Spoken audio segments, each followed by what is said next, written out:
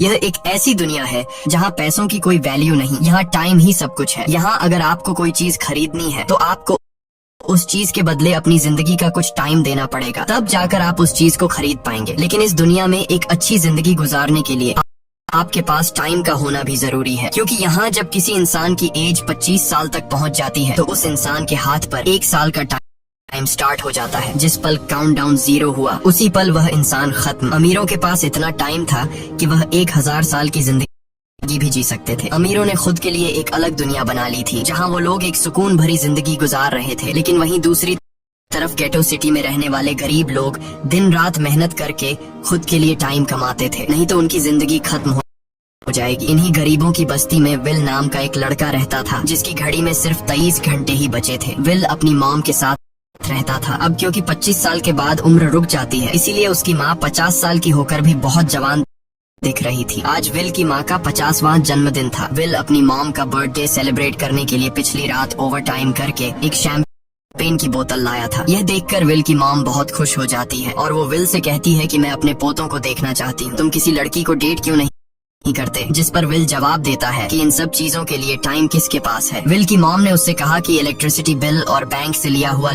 Loan कल की date तक मुझे क्लियर करना होगा, नहीं तो हमें फाइन पड़ सकता है। इसीलिए अब मैं जा रही हूँ और कल रात तक सभी बिल्स और बैंक के लोन्स जमा करवा कर वापस आऊंगी। उसने कहा कि मेरे पास सिर्फ 3 दिन का टाइम है। इलेक्ट्रिसिटी बिल और बैंक का लोन चुकाने में मेरे पास लगभग सारा टाइम खर्च हो जाएगा। इसीलिए कल शाम को तुम जरूर बस स्टॉप पर मेरा इंतजार करना, ताकि मेरा सारा टाइम खत्म होने से पहले मैं तुमसे कुछ टाइम ले सकूं। इस पर विल ने कहा ठीक है, मैं टाइम पर पहुंच जाऊंगा। जाने से पहले विल की माँ विल के हाथ को छूकर उसकी बॉडी में 30 मिनट ट्रांसफर करती है ताकि विल अच्छा नाश्ता खरीद कर खा सके। इसके बाद दोनों अपने अपने काम पर निकल गए। रास्ते में विल के पास एक छोटी बच्ची आती है। वो विल को एक कैप्सूल देकर विल से उसका थोड़ा सा टाइम मांगती है। विल मुस्कुराते हुए उस छोटी बच्ची को कैप्सूल में अपनी जिंदगी का 5 मिनट का टाइम दे देता है और वह चली जाती है। यहाँ हमें पता चलता है कि ये लोग अपने टाइम को एक कैप्सूल में स्टोर भी कर सकते हैं, जिससे यह लोग कभी भी यूज और ट्रांसफर कर सकते हैं। इसके बाद विल काम के लिए फैक्ट्री पहुंच जाता है। काम शुरू करने से पहले वह कॉफी लेने जाता है,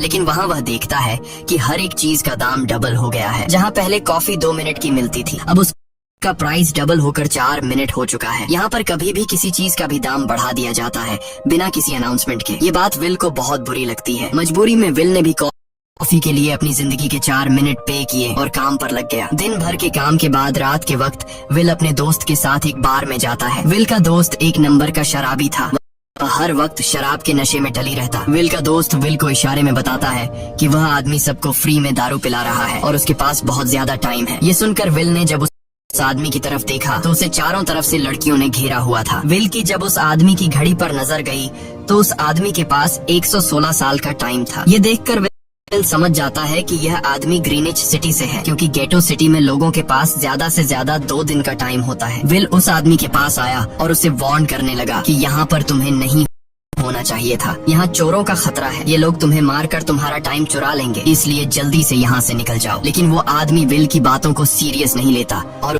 उसे इग्नोर करके ड्रिंक करने लग जाता है। तभी उस बार में फोर्टिस नाम का एक गैंगस्टर अपने ग्रुप के साथ आया, जिसे देखकर सारे लोग बाहर निकल भागे। दरअसल यह शहर के सबसे बड़े गुंडे हैं जो लोगों से जबरदस्ती टाइम चुराते हैं। विल का दोस्त विल को पकड़कर ले जाने लगा, लेकिन विल ने जाने से इनकार कर दिया और वहाँ एक कोने में छिपकर सब कुछ देखने लगा। फोर्टिस उस अमीर आदमी से उसका सारा टाइम लूटने आया था। फोर्टिस उस अमीर आदमी को चैलेंज करता है कि चलो पंजा लड़ाते हैं और जो हारेगा वह अपना सारा टाइम जीतने वाले को दे देगा। ये टाइम फाइट आर्म रेसलिंग की तरह थी, जिसमें 2 लोगों को एक दूसरे की कलाई पकड़नी होती थी। जिस भी इंसान की कलाई नीचे होती थी उसका टाइम घटने लगता था और वो टाइम उस आदमी के हाथ में ट्रांसफर होने लगता था जिसकी कलाई ऊपर होती थी। इस तरह जीतने वाला इंसान सारा टाइम उस दूसरे आदमी से अपनी बॉडी में स्टोर करके उसे मार देता।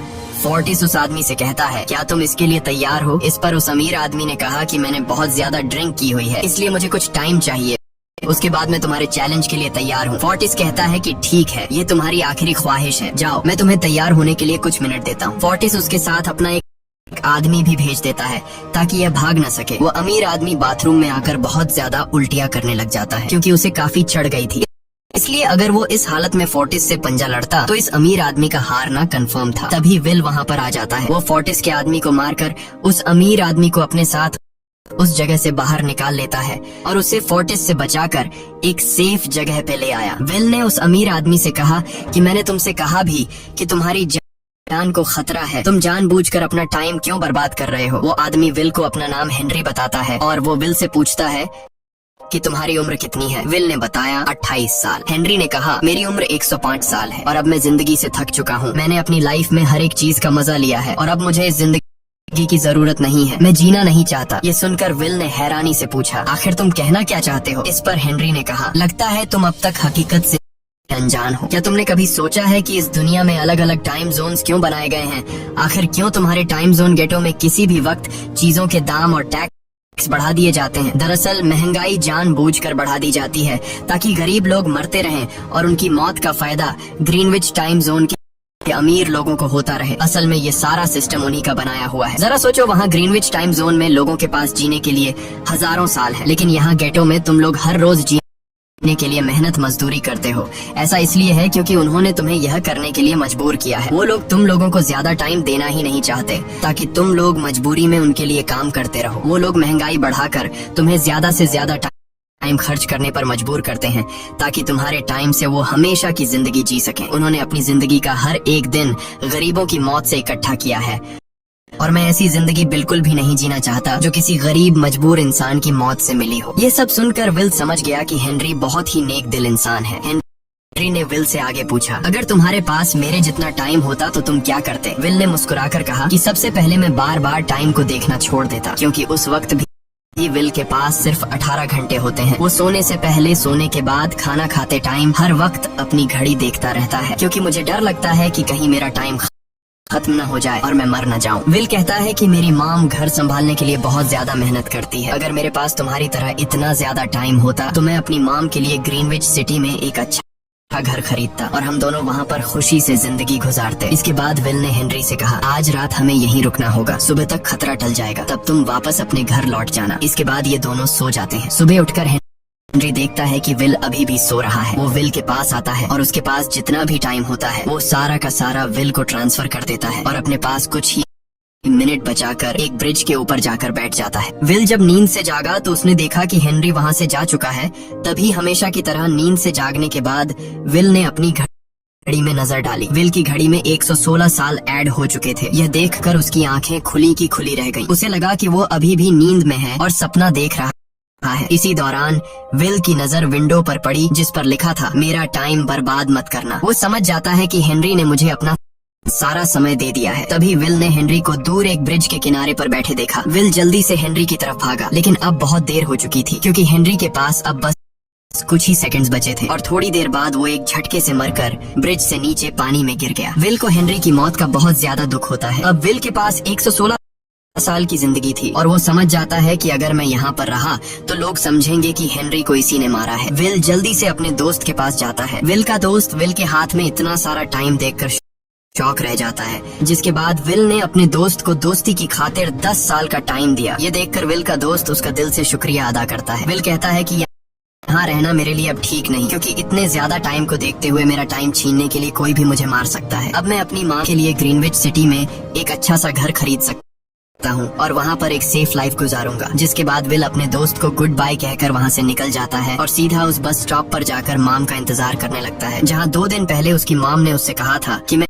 इलेक्ट्रिसिटी का बिल और बैंक का लोन चुकाकर इस बस स्टॉप पर पहुंचूंगी। दूसरी तरफ विल की माम सारे लोन और बिल्स भरने के बाद घर लौटने के लिए बस में चढ़ी, पर तभी उसे पता लगा कि एक ही दिन में बस की टिकट के दाम डबल हो गए थे। पहले जहां टिकट 1 घंटे में आती थी वहीं अब प्राइस 2 घंटे हो गया था। ये देखकर विल की माम बहुत ज्यादा परेशान हो जाती है क्योंकि विल की माम के पास सिर्फ 1.5 घंटा बचा था। विल की माम बस ड्राइवर से रिक्वेस्ट करती है कि अगले स्टॉप पर मेरा बेटा उसे बाकी का टाइम दे देगा, लेकिन बस ड्राइवर ने साफ इनकार कर दिया और कहा कि अगर टाइम नहीं है तो फिर पैदल चली जाओ। लेकिन विल की माम को पता था कि अगला बस स्टॉप बहुत दूर है, अगर वह पैदल भी जाती है तो उसे पहुंचने में 2 घंटे लगेंगे। उस वक्त बस में ढेर सारे पैसेंजर्स सवार थे। विल की माम ने उनसे भी रिक्वेस्ट की पर किसी ने भी उनकी मदद नहीं की। इतने में ही बस वहाँ से निकल गई। विल की माम रेचल के पास ज्यादा टाइम नहीं बचा था, इसलिए वह दौड़ती हुई पैदल घर की तरफ भागने लगी। दूसरी तरफ विल अपनी माम के लिए फूलों का गुलदस्ता लिए बस स्टॉप पर उनका इंतजार कर रहा था, क्योंकि आज उसे अपनी मॉम का बर्थडे सेलिब्रेट करना था। बस जब उस स्टॉप पर पहुंची तो कई सारे पैसेंजर्स उतर आए, पर उनमें से विल की मॉम नहीं थी। विल यह देखकर परेशान हो जाता है और उसे समझ आ गया कि जरूर उसकी मॉम मुसीबत में है। वह उसी वक्त अपनी मॉम की तलाश में भागा। उधर रेचल के पास अब कुछ ही मिनट बचे थे। वह रास्ते में आने वाली गाड़ियों और लोगों के घरों का दरवाजा पीट पीट